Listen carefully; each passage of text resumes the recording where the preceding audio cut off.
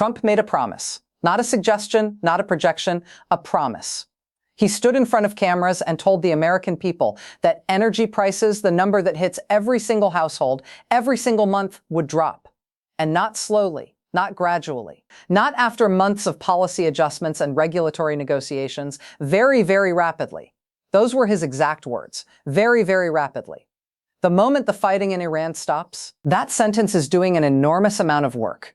And most of the coverage you've seen about it is missing the most important parts entirely. Because this isn't just a political headline.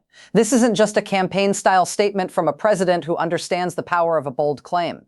This is a direct link between a geopolitical conflict thousands of miles away and the price you pay every time you pull into a gas station. It's a connection that most analysts are dancing around instead of confronting directly.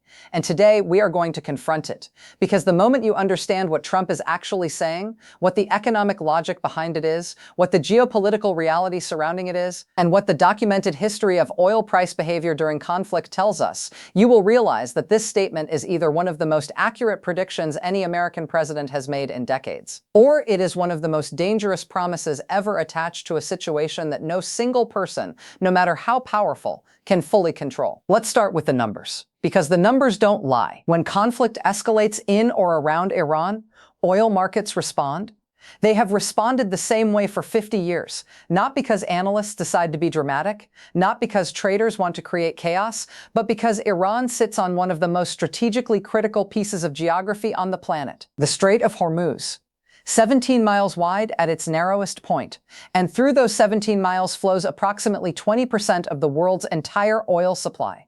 Every single day, tankers carrying crude from Saudi Arabia, from the UAE, from Kuwait, from Iraq, all of them transit that strait. All of them pass within reach of Iranian military installations, Iranian naval vessels, Iranian missile batteries that have demonstrated on multiple documented occasions the ability to threaten commercial shipping. When those threats escalate, when conflict in the region intensifies, the risk premium on every barrel of oil goes up. Insurance costs for tankers go up, shipping companies reroute, supply chains tighten, and the price the American consumer pays at the pump, that number goes up too. That is not speculation.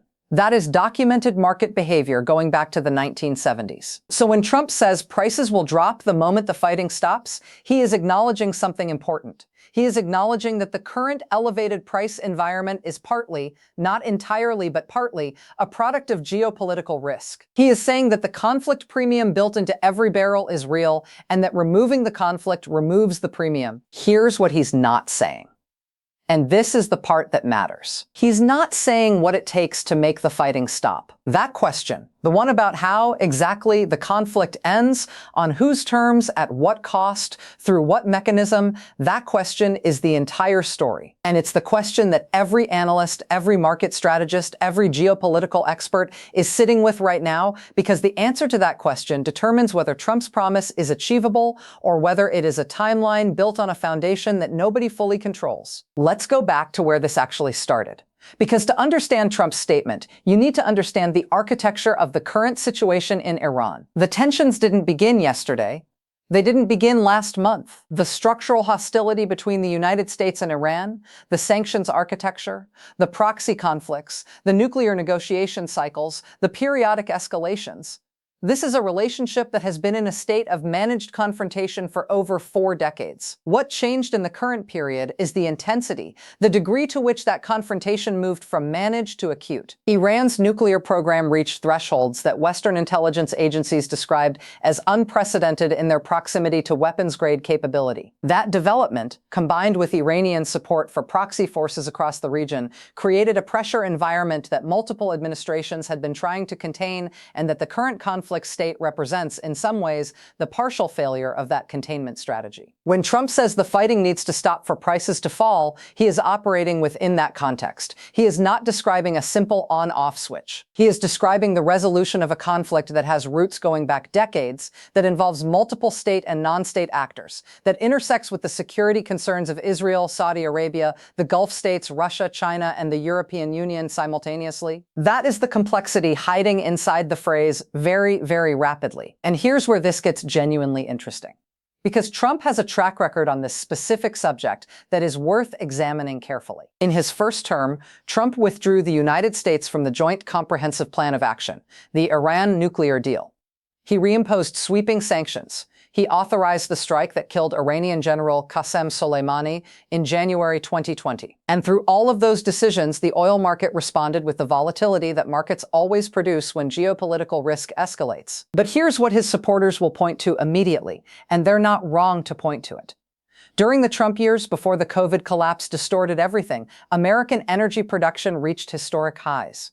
The United States became a net energy exporter for the first time in decades. Domestic production was at levels that genuinely reduced American dependence on Middle Eastern supply chains. That context matters enormously for evaluating his current promise, because there are two separate mechanisms through which Trump believes prices can fall rapidly.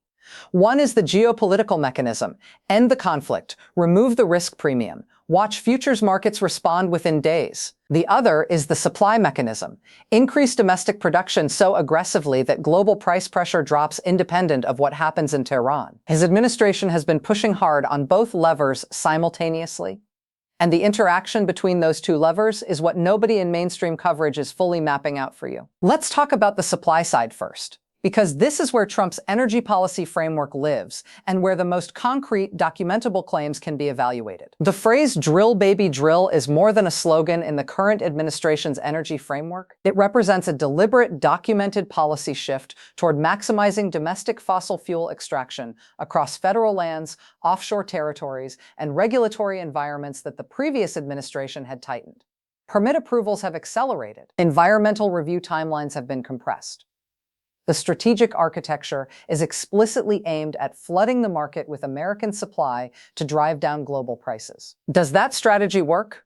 In theory, yes. In practice, the timeline is the problem. Oil wells don't produce the day you approve the permit. Drilling takes months. Infrastructure development takes years. The pipeline capacity to move newly extracted crude from wellhead to refinery to market is a physical constraint that policy decisions cannot compress below certain thresholds. The American energy industry operates on capital cycles, investment horizons, and infrastructure timelines that don't bend to political calendars. So when Trump says very, very rapidly, the supply-side mechanism has a fundamental speed constraint built into it that the phrase does not acknowledge. The geopolitical mechanism is faster in theory. Markets move at the speed of information. If a credible ceasefire is announced in the Iran conflict, if sanctions relief creates a pathway for Iranian barrels to flow back into global supply, if the risk premium on Strait of Hormuz transit evaporates because the military threat recedes, futures markets can reprice within hours. The spot price of crude can move $5, $6, $7 per barrel in a single session on credible peace signals. That is the mechanism Trump is most directly describing. And that mechanism does work that fast. The historical record is clear on this point. The 1991 Gulf War ended. Oil prices fell dramatically within days. The 2003 Iraq invasion produced a spike followed by rapid normalization once the immediate military phase concluded. Every major Middle Eastern conflict of the past half-century shows the same pattern. Risk goes up, price goes up. Risk comes down, price comes down. The lag is measured in days to weeks, not months to years. So Trump's core claim has a solid empirical foundation. This is important to say clearly, because the reflex in much of the media coverage is to dismiss any Trump energy claim as pure political theater. That dismissal is itself a kind of analytical failure.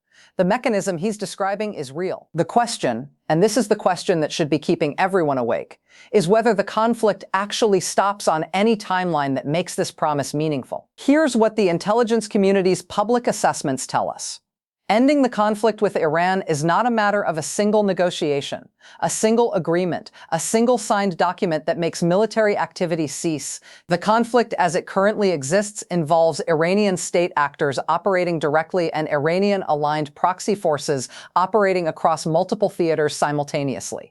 A ceasefire in one theater does not automatically produce a ceasefire in all theaters. A diplomatic agreement between Washington and Tehran does not automatically translate into operational stand-downs by forces that have their own command structures, their own financing mechanisms, their own strategic objectives. This is the complexity that the phrase "when the fighting stops" papers over. When does fighting stop? When Iranian forces in a specific theater stand down, when all Iranian-aligned proxies throughout the region cease operations, when Iran's nuclear program is verifiably frozen, when a formal diplomatic framework replaces the current sanctions architecture, each of those definitions produces a different timeline. Each of those timelines produces a different price response. And here's the part that markets are watching with extraordinary intensity right now. Because traders are not waiting for politicians to define when the fighting stops. They are building their own probability models, their own scenario analyses, their own assessments of how likely various resolution outcomes are, and on what timeline. Those models are already priced into the current oil market. Every barrel trading today contains embedded within its price a probability-weighted assessment of what happens in Iran over the next 6 to 18 months. When Trump makes a statement of this magnitude, when a sitting president declares publicly that prices will fall very, very rapidly the moment the fighting stops, that statement itself becomes a market signal. It tells traders something about the administration's intentions, about its diplomatic posture, about whether it sees a resolution pathway opening. The market heard that statement. The market is processing it. What it does with that processing in the weeks ahead is the next chapter of this story. And it's a chapter that hasn't been written yet. Let's talk about what Trump's critics are saying. Because the critique is more sophisticated than most of his supporters want to acknowledge, and more flawed than most of his critics will admit. The primary critique from economic analysts on the left of this debate is straightforward. American presidents do not control global oil prices. Full stop. The price of crude is set by a global market that responds to supply and demand signals from China, from India, from Europe, from OPEC production decisions, from currency movements, from inventory data, from weather events, from shipping logistics, from technology adoption curves. The idea that a single policy decision or the end of a single conflict produces a specific predictable price response is, in their view, an oversimplification that borders on economic illiteracy. There's truth in that critique. There is genuine complexity in global oil pricing that no president controls completely. The Saudi decision to cut production in 2023 demonstrated that American domestic production expansion can be partially offset by coordinated OPEC output management. There are variables outside any administration's control, but here's where the critique overreaches. Admitting that no president fully controls global oil prices is different from saying that presidential decisions have no meaningful impact. The difference between $40 oil and $90 oil is not random. It is the product of specific, traceable decisions by specific governments and specific market actors. The presence or absence of a major geopolitical risk premium in oil pricing is real, documented, and directly connected to the kind of conflict resolution Trump is describing. Dismissing the relationship between Middle Eastern conflict and oil prices because global markets are complex is like dismissing the relationship between rain and flooding because hydrology is complicated. The complexity is real, the relationship is also real. The honest analytical position is this: Trump is describing a real mechanism.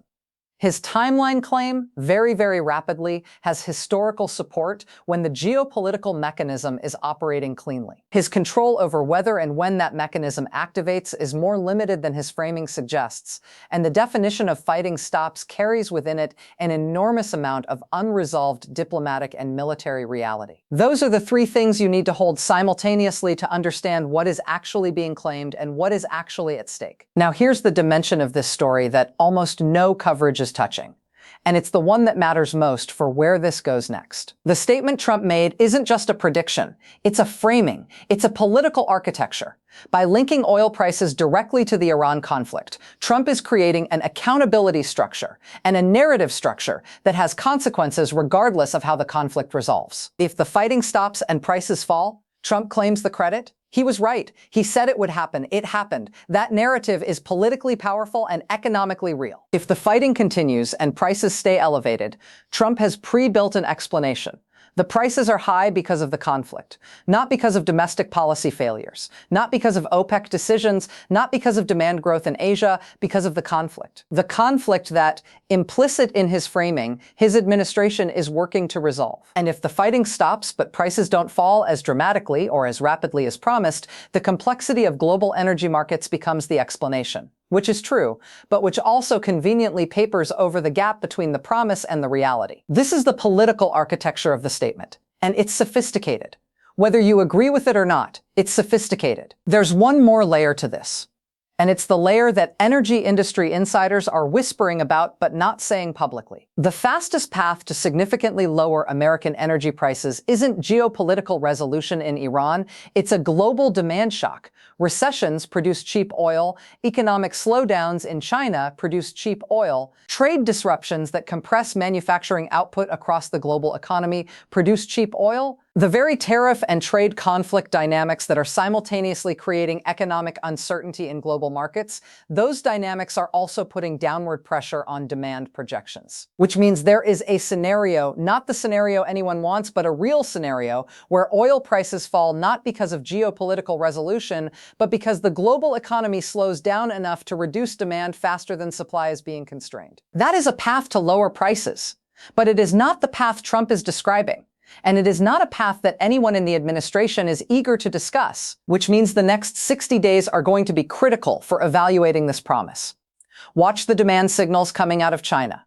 Watch the inventory reports coming out of the American Energy Information Administration. Watch what OPEC Plus says at its next policy meeting. Watch what happens in the Iran diplomatic channel. Whether there are any signals of a negotiated pathway opening, any back-channel communications that leak into the public record, any movement on the sanctions architecture that has been strangling Iranian oil exports for years. Watch all of those indicators simultaneously, because they are all moving at the same time. And the direction they collectively move in will determine whether Trump's promise lands as prophecy or goes down as one of the most memorable overstatements of his second term. Because here's the truth that nobody wants to say out loud in a political environment this charged. Presidents are not wrong to make ambitious energy promises. The American public deserves leadership that is willing to state clear goals and be held accountable for the gap between those goals and outcomes.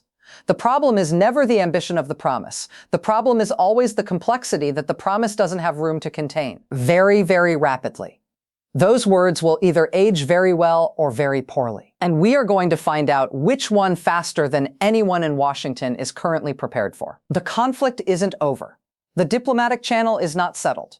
The market is watching every word, and the price you pay at the pump, that number that hits your household every single month without mercy, is sitting right at the intersection of all of it. Stay close, because the next data point in this story is coming. And when it arrives, you will want to have understood this first.